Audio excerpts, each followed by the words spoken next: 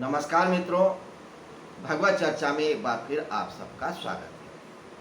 आज हम लोग भगवत गीता के 9वें अध्याय राज विद्या राजगुह योग के 29वें श्लोक पे चर्चा करेंगे। विगत 2 दिनों में हम लोगों ने ये चर्चा किया था और ये जाना था कि भगवान श्री कृष्ण ये कह रहे हैं कि जो व्यक्ति मुझको भजता है, मुझी को सब कुछ जानता है, मुझी को अर्पण कर देता है, अपने सारे पदार्थ, अपने सारे क्रियाकलाप और अपने सारे अहंकार को, तो चाहे क्रिया हो और चाहे द्रव्य हो, दोनों को अर्पित कर देता है, वह मुझी को प्राप्त होता है और मेरी कृपा का पात्र होता है।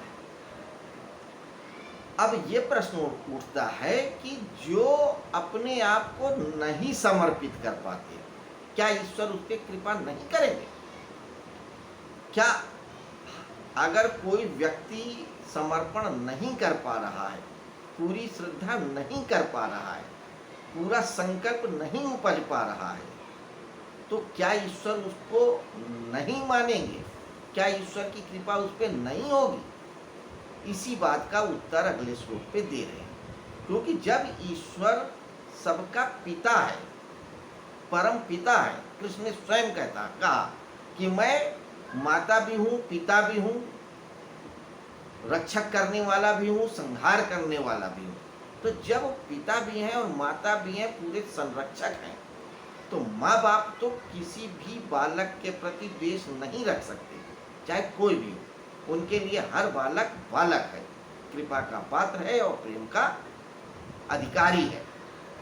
तो ऐसा कैसे हो सकता है कि जो सिर्फ ईश्वर को भजे उसी को वो माने? इसी का उत्तर है, आइए श्लोक कहता है कि समो अहम सर्वभूतेषु न मे द्वेष्यो अस्ति न प्रिया ये भजन्ति तू मां भक्त्या मयि ते तेषु चाप्य अहम। मैं सर्वभूतेषु, सभी भूतों का, सभी जीवों का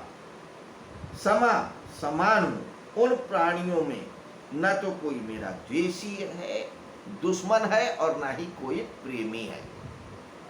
जितने भी जीव हैं, जितने भी प्राणी हैं, चाहे जलचर हो, नभचर हो, थलचर हो, कोई भी हो, उद्भिज हो, अंडज हो, कैसा भी हो, तो प्रकृति में ईश्वर ने जितने भी जीवों को उपजाया है, चाहे वे अंडे से उत्पन्न होने वाले हो, प्रकृति से स्वयं उपजने वाले हो, कीट पतंगे, या योनि से उत्पन्न होने वाले कोई भी हो, छोटा हो, बड़ा हो, जानवर हो, कोई भी हो, सबके ऊपर उनकी बराबर कृपा होती है। सब उनके लिए बराबर सम है, चाहे पापी हो, दुराचारी हो, साधु हो, गृहस्थ हो, छोटा हो, बड़ा हो, अच्छा हो, बुरा हो, बूढ़ा हो, जवान हो, बालक हो। कह रहे हैं कि सबके ऊपर मेरी कृपा है, मेरे लिए सब समान है, कोई असमान नहीं है कि ये भक्त है तो मैं उसे ज्यादा मानने लगूंगा, ये भक्त नहीं है तो मैं कम मानने लगूंगा। नहीं, सबके ऊपर मेरी कृपा बराबर बरस रही है। पर ये भजन्ति तू मां भक्त्या मयि ते तेषु चाप्य अहम। लेकिन बात सिर्फ इतनी है कि जो मेरा भजन करते हैं, जो मुझको पूजते हैं, जो मुझको जानते हैं, मैं उनमें हूं और वो मुझ में है।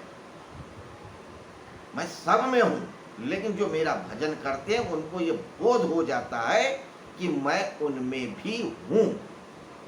बस बोध होने की बात है, और जब यही बोध हो जाता है तो उनके ऊपर कृपा बरसने लगती है। या आप समझिए, जैसे बादल बरस रहा है, तो बादल जब बरसता है तो ये देख के नहीं बरसता है कि मुझे यहाँ बरसना है और यहाँ नहीं बरसना है, कि गड्ढे में ही बरसूंगा या नदी में ही बरसूंगा या खेत में ही बरसूंगा। अगर वो खेत में भी बरसेगा तो सड़क पे भी बरसेगा, कुम्हार के यहाँ भी बरसेगा तो रंगरेज के यहाँ भी बरसेगा। देख के नहीं बरसता है बादल, घड़े में भी बरसेगा और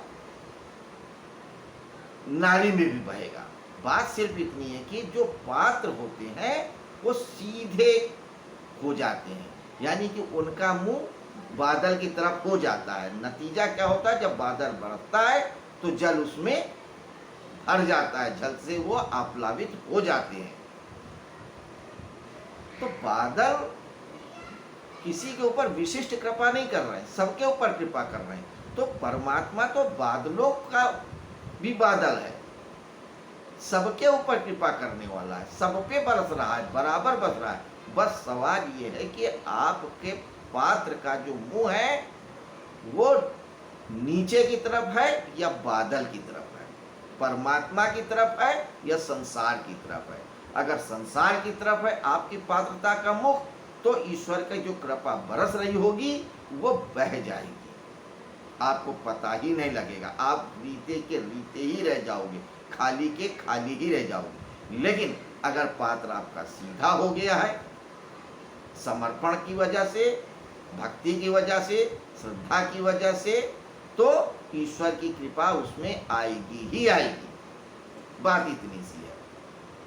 तो बात पात्रता की होती है। जिस दिन आप अर्जुन बन जाते हो उस दिन कृष्ण आपको मिल जाते हैं। जब तक आप दुर्योधन रहते हो तब तक कृष्ण आके अपना विराट स्वरूप दिखा भी दें, लाख उपदेश दें, आप उसको इंद्रजाल समझोगे, माया समझोगे, छल समझोगे और कूटनीति समझोगे, आपके ऊपर कृपा नहीं बरसेगी।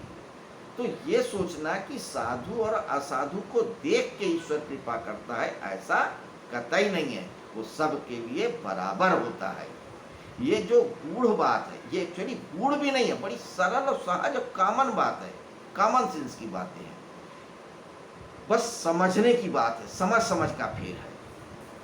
कृष्ण भगवान ने इसी अध्याय में कहा भी है कि ये जो राज विद्या राजगुरी है, जो कोई बात सीक्रेट बात बता रहा हूं, ये जीवन में उतारने में भी बहुत सरल है, बहुत सहज है। पात्र बनने के लिए कुछ करना नहीं पड़ता है, सिर्फ अपने ढक्कन को खोल के रखना पड़ता है, या अगर औंधे मुंह है तो उसको सीधा कर देना होता है। ईश्वर ने इतनी स्वतंत्रता दिया है कि आप अपनी पात्रता को औंधे मुंह रखो या सीधे रखो। सीधे हो जाओगे श्रद्धा से, भक्ति से, प्रेम से, तो ईश्वर बरस ही रहा है, सर्वत्र बरस रहा है। बाकी ईश्वर की कृपा में कहीं कोई कमी नहीं है। जो पात्र बन जाता है वो जान लेता है कि मैं उसमें हूँ और वो मुझ में है, कहीं कोई अंतर नहीं है। जो नर है वही नारायण है, जो नारायण है वही नर है। वही दुर्योधन है, वही धृतराष्ट्र है, वही भीष्म है, वही कौरव है, वही पांडव है, वही ये है, वही वो है, सब वही है। वही तीर है, वही कमान है, वही युद्ध भूमि है, वही मृत्यु है, वही जीवन है। कहा भी है पिछले श्लोकों में कि मैं यज्ञ हूं, तो यज्ञ में जो आहुति दी जाती है वो भी मैं हूं, जिस पात्र से आहुति दी जाती है वो भी मैं हूं, यज्ञशाला भी मैं हूं, मंत्र भी मैं हूं, क्रिया भी मैं हूं, होता भी मैं हूं, पुरोहित भी मैं हूं, सब हूं मैं, मेरे अलावा कुछ भी नहीं है। बस बात बोध की है, समझ की है, पात्रता की है। तो मित्रों, यही गुह बात है, यही राज की बात है कि वासुदेवा सर्वम जिस दिन हम मान लेते हैं उस दिन हम योगी हो जाते हैं, ज्ञानी हो जाते हैं, और जिस दिन अनुभव हो जाता है उस दिन महायोगी हो जाते हैं, विज्ञानी हो जाते हैं। यही ज्ञान विज्ञान नामक अध्याय में भी हमने समझा, और यही एक बात फिर से समझ रहे हैं, फिर से चर्चा में ले रहे हैं कि यही कोई बात है, यही गुण बात है, यही परम बात है, यही सर्वत्र सत्य होने वाली बात है। यही वेद में है, यही पुराण में है, यही पुराण में है, सब जगह है। बस इतनी सी सरल बात को समझना है, वासुदेवा सर्वम। और उस वासुदेवा सर्वम का अनुभव करने के लिए हमें पात्र होना पड़ेगा, अपने अंदर एक श्रद्धा, एक भक्ति को जगाना होगा। तो मित्रों, ये थी आज 9वां अध्याय यानी कि राज विद्या राजगुह के 29वें श्लोक पे छोटी सी चर्चा। चलते चलते एक बात फिर से मैं कहना चाहूँगा, दोहराना चाहूँगा कि भगवत गीता पढ़ लेना ही कोई हल नहीं है। पढ़ना, फिर बुनना, फिर चिंतन करना, मनन करना, जीवन में उतारना ही असली बात है।